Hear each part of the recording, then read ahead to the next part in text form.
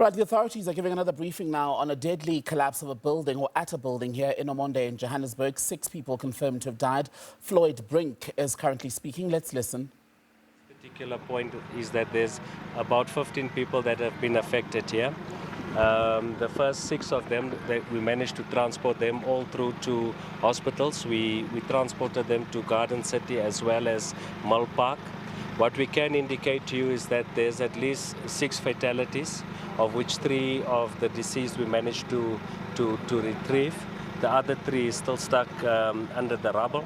We can also then confirm that the remaining 3 is still unaccounted for. And how we got to that number is that at the time when our teams arrived at the scene, somebody then managed to indicate to them in terms of the number of people that were on the building site.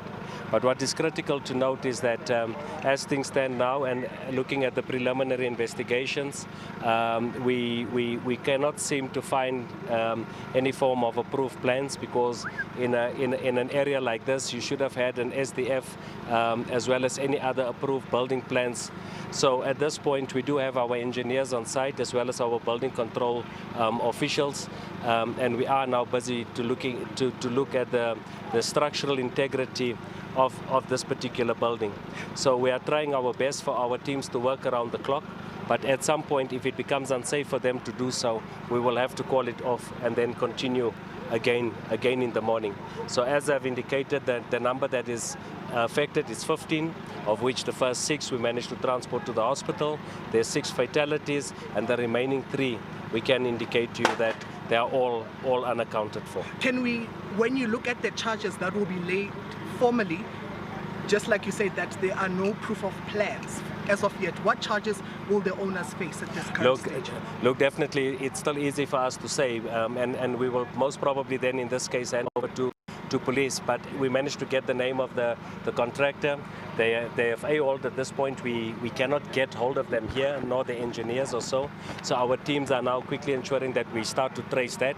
But there will definitely be consequences, and of course there will also be consequences in the city of Johannesburg in the relevant departments if there's a structure of this nature that's behind me that would have come up without any form of any building plans or approved plans. As City Manager, you're speaking about some city officials that will have to answer.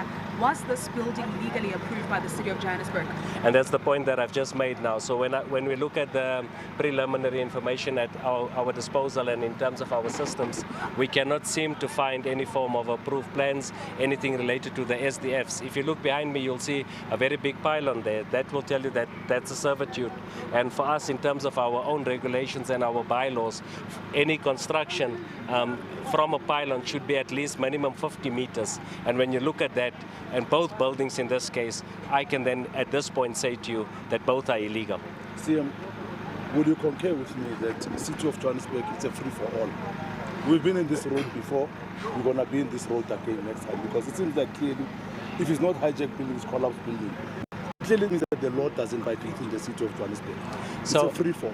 Yeah, so not necessarily a free-for-all. What we should agree on is that there's a high level of lawlessness, and as and when we've got issues of this nature, it will be upon us to be quite decisive enough on these particular things. And I can tell you, any fault that we will find with any official within the city of Johannesburg, I can tell you tonight that we will be decisive enough to be able to take action, because level of lawlessness of this nature cannot be allowed, and specifically when it comes to the loss of life.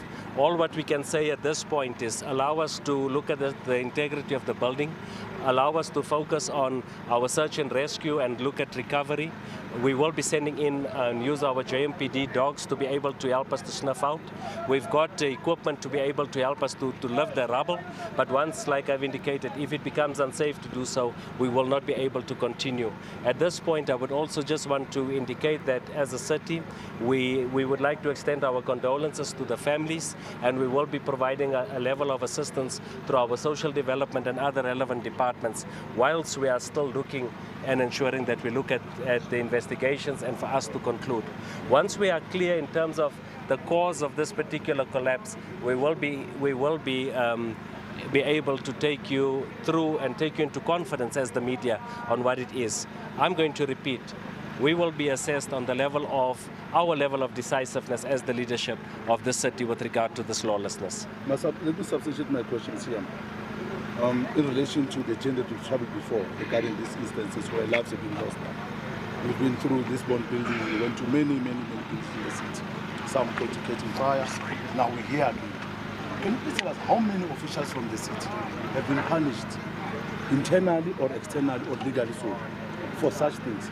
No, definitely. I mean, consequence management is something that would have taken place. I might not have all the numbers for you at this stage because, I mean, each of the cases that you are now mentioning will have its own complexities and dynamics. Yes, we've dealt with the issue of the Usundiso building, which the report is to be implemented and so forth. This is a complete different thing. I mean, this has got nothing to do with fire. This is an issue with regard to lawlessness, and there's a possibility of a dereliction of duty. And I'm saying allow us to go back and be able to understand. Once we are clear, we will be able to provide that level of feedback, and we will be decisive on this. You can assess us on this one, and you will realize that we will be taking action. Judging by your responses, are you considering that there's lawlessness within the city?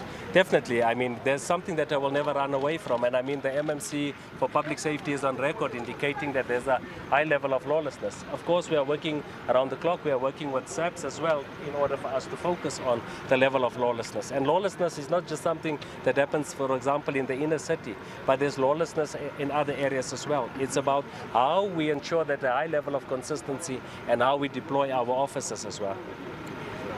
Before I let you go, I just want to find out from what you've seen here, City Manager, would you say that the city has enough inspectors that are supposed to monitor such buildings in the city?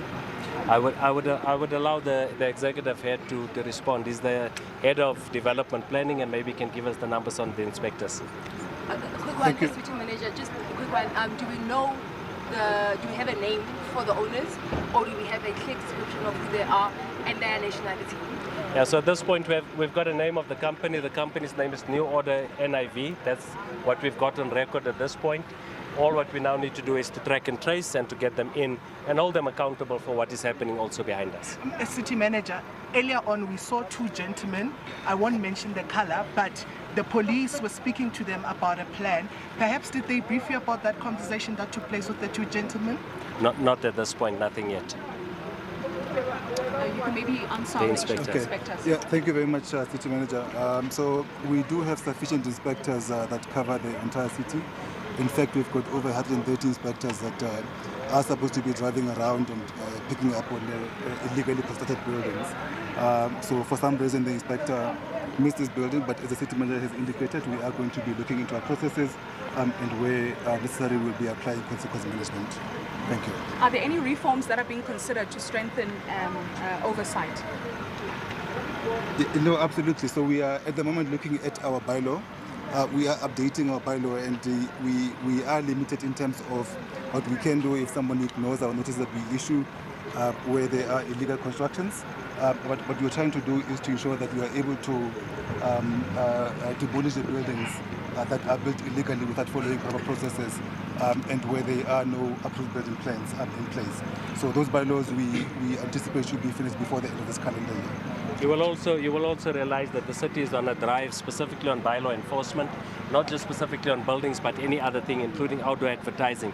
So one of the mayoral priorities, it links to a safer city, and to be able to look at a safer city is issues with regard to ensuring compliance with relevant legislation, but also our own bylaws. So at this point, I would want us to close off at that point to indicate to you, allow us to do that investigation with our technical team.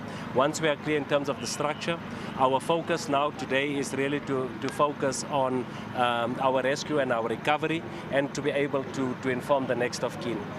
So at that point, I think that is what we would want to report to you. Thank you. Have been families identified, perhaps been told if their loved ones are deceased or still alive?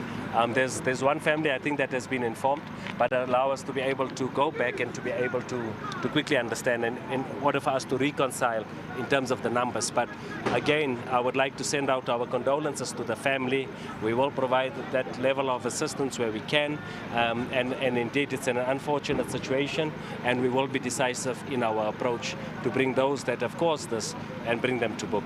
Thank you. Thank you so much. Of course, hearing that is a City Manager Dr. Floyd Brink, who's saying that preliminary investigations indicate that no formal plans were submitted to the City of Johannesburg in terms of the construction of this building, and still saying that they are yet to locate the individuals whom are owners of this building. With that being said, it's back to you in studio. Thank you very much for that, updating us on a breaking news story where 6 construction workers are believed to have died, 6 others in hospital, and a further 3 unaccounted for at a construction site in Ormonde here in Johannesburg, where a section of the building collapsed today.